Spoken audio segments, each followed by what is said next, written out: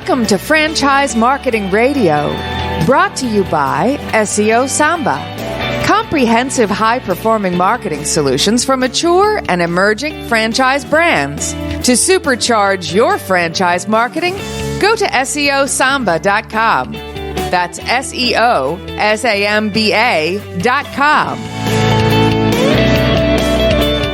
Lee Cantor here, another episode of Franchise Marketing Radio, and this is going to be a good one.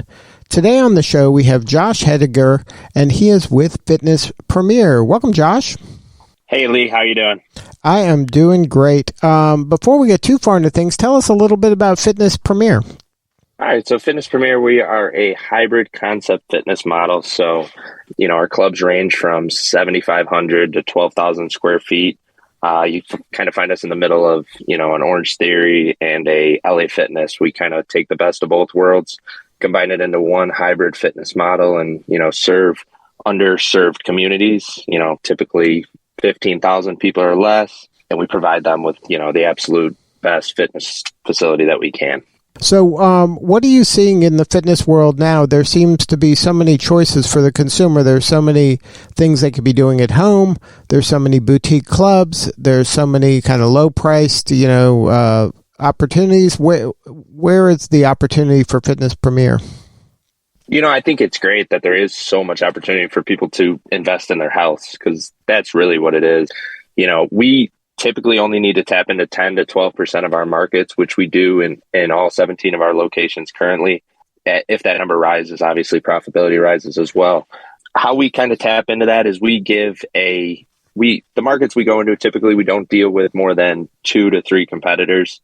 And we tend to believe that we do what we do better than them. So when we get members in the door, we're providing them with a solution, not just a treadmill to, walk on a couple times a week, but we're providing them a full plan that includes recovery, nutrition, training, and, it's just all encompassing. And it provides a really easy way for that individual to make a healthy choice in their life. Now, is your customer typically the person who is sedentary that is moving maybe to their first or one of the first gyms that they join? Or is this somebody that is kind of been around the block a little and this is offering them something different that's more customized to, the outcome they desire? It's definitely a combination of both. I think our main mission is that every person who walks through the door receives the absolute best everything. We have a saying, we tell people on their first tour, hey, 95% of people who join gyms don't get what they joined the gym for. We don't want that to be you. We don't want that to be us. So, we're going to hold your hand. We're going to make sure you're accountable to everything you tell us you're coming in here for today. We don't want to see you fizzle out after a month and not achieve your results. So, that could resonate with the person who's been to 5 other gyms and hasn't really seen progress or hasn't ever achieved what they joined the gym for, or the person who's never went into a gym and they don't really know what to expect. We're going to hold both their hands and make sure that they give us some goals on that first day that they want to accomplish, and we're going to hold them to that the whole way through. So how do you do that? Do you employ technology to help them stay compliant with their wellness and workout program? It's a mix of both. So obviously a lot of personal contact in that first, few visits. Typically they come in for a tour. They might buy a membership, ranging from $24 to $39 a month, super affordable for any consumer. Then from that first meeting, we're gonna schedule a 1-hour consultation with one of our managers or trainers at the facility. They are going to decide and develop a plan together that fits both their monetary or their financial and their time kind of restrictions. Once they do that, we do incorporate technology with, weekly checkups, text messages, as well as we have a app that integrates Trainer Eyes, which can actually show them exactly what workout they're doing each day on their phone. We have an FP Live attachment that kind of goes with that. So think like Les Mills or any of the other, at-home virtual workouts. Any members with us do receive FP Live. So if they can't make it into the gym one day, we're based in Chicago. So if it's snowy and they don't want to get in the car, they don't want to shovel, they can turn on one of the virtual workouts and do it right from the comfort of their home. And what do you find? You've been in the fitness world for a minute, and historically, the difficulty in an individual being compliant and sticking with the program is really low, and it's probably much lower than the average person thinks. Why do you think that is? Is it just that the facilities or the program that they're with is just not keeping them interested over time, or is it just kind of how humans are, that it's just a difficult thing for us to stay compliant with? Like, what's your kind of theory on why it's so hard for people to stick with any type of wellness, nutrition, or exercise program? I think it's a mix of both, right? Like, as humans, we don't like hard. Obviously, everything we do in today, is designed to make our lives more easy, more efficient. So I think someone, putting in an hour of work 3 to 4 times a week, that's grueling to some people. Like, that's hard. And then I think there's a lot of, people who are in the fitness industry who do a poor job of holding those people's hands and keeping them accountable. Not to say that we don't lose members and, lose people off their plan. But I definitely think it's human nature to kind of want to stray away. And then I think it's a downfall on some of the people in the fitness industry who kind of let them walk away. There's definitely a misconception with, like, a lot of people have a fear of their gyms kind of trapping them and not letting them in. So I don't want to say like that's what we do, but we really are personable with our members. We have a program called team training where we actually spend, hours outside of the gym with our members. We go to kids' baseball games. We sponsor the, youth ministry project or whatever the case may be. So we kind of want to become a staple in their lives. So when their lives get hard, they don't run from us. They're kind of already integrated with us. So it's definitely a combination of both human and downfall on the fitness professionals in the industry. But that's just one of the hurdles you have to overcome when you're in this industry. So what's your backstory? How did you get involved with Fitness Premier and in the fitness world? So I kind of came, completely, it was a completely random decision. I graduated college in December of 2019, right before COVID hit. I was a 2-time All-American football player and, had a decent shot at the NFL, worked out for a few teams, went through the whole process. And then, March of 2020, COVID shut everything down. So I was kind of stuck in like a standstill of, do I continue trying for football? Do I, go into work? And that's when Jason Markowicz, who was the founder and CEO of Fitness Premier, who was also an alumni from my college, reached out to me and he said, hey, let's meet, let's talk. He kind of presented me with this.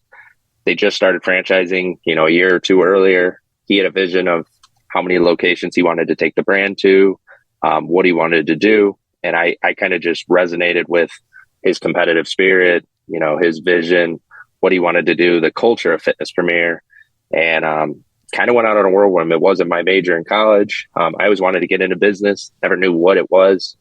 But I kind of seen that vision with him. I started as a franchisee and then elevated into a role where now I had the franchise development of the brand. Now, what do you find the qualities or maybe the personalities of a successful franchisee with this brand? Are they kind of people like you that maybe had was in fitness in some form, maybe not the business side, but you were an athlete? Or are they kind of these new professional franchisees where they have several brands and this is just a complementary kind of brand in their portfolio? So we actually have a very wide array of franchisees on our team right now. And I think it's a testament to our back office support team and, being able to work with anyone. I think the biggest standout component that you need to be a franchisee with us is to just want to help your community. We go into, like I said, communities that are, 10 to 15,000 people, and typically they're underserved when it comes to, the service industry. So to become a staple, that's a special type of person that wants to, show up to the league softball game or, to show up to the commerce meetings with, 10 other business owners. I think really just wanting to help that community thrive is a component you need to be successful with us. But we have franchisees who are like myself, former athletes, kind of been around fitness their whole life, who have found success. And we have multi-unit franchisees who've never really, I don't even know if they've played a sport, and they have success as well. I think our back office support team does an excellent job with tailoring their service to the needs of the franchisee. Because frankly, we have some who operate their business day to day.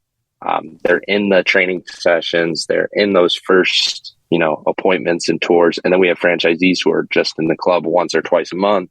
And they rely on a general manager, operating partner to do most of that day to day. So the biggest, like I said, the biggest component you need to be successful with us is just to want to make a difference in that community that either you're from or, that you find that we fit the market. Now, any advice for maybe former athletes that, they finish, they went as far as they can go in their sport, and now they're in that point of transition. And that's a difficult time for an athlete, especially that has achieved as much as you've achieved, where a lot of your identity is in that sport. You are a football player, and then all of a sudden you're not a football player, and it might seem like, well, what can I do now? It's a difficult transition for a lot of folks. Any advice for those former athletes when they're looking for their next move, to consider franchising or to consider a fitness franchise where it is kind of tangentially connected and you are serving people and you are, creating that team atmosphere that you probably enjoyed in your sport, but it also, you have the skills to be a successful business person in terms of having discipline, believing in the team, like all these kind of qualities, maybe the softer skill qualities that are the intangibles that what it takes to be successful in business. So I feel like you just took all those lines straight from me, because I can't say that that's all true enough.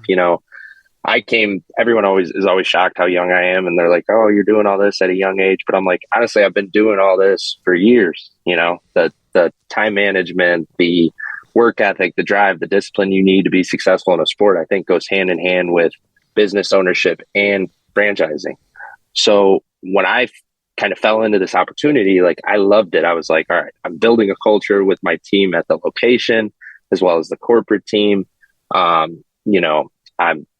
If stuff goes wrong, it's on me. Stuff goes right, it's on me. And I think that's the best thing. I didn't want to, be a part of a chain where, I really didn't make a difference.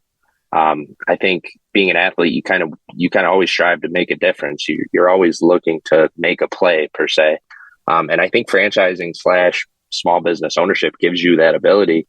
And, if you have those qualities, like we said, if you're willing to show up early, you're willing to stay late, you're willing to put in whatever work is necessary to make that business succeed, you will find, one, a more fulfilling career path in this industry, and two, just, better outcome for yourself, because at the end of the day, no one's going to work as hard for you as you are.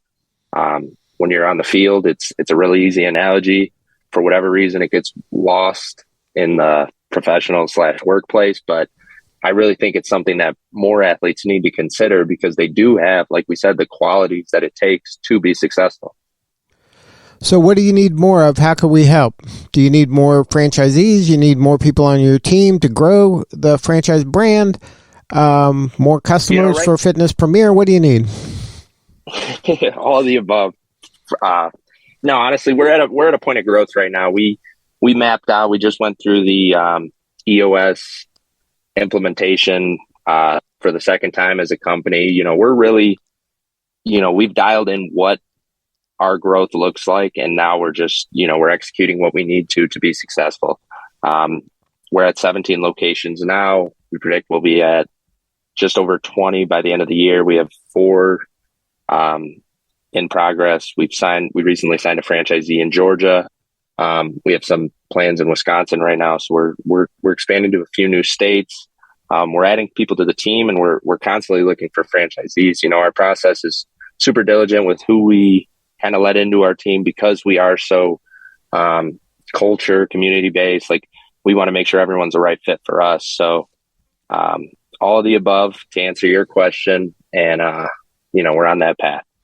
Well, if somebody wants to learn more about the opportunity, what is the website for Fitness Premier, or the best way to get a hold of you or somebody on your team? So they could go to fitnesspremierclubs.com or 1851franchise, fitforyoufranchising.com.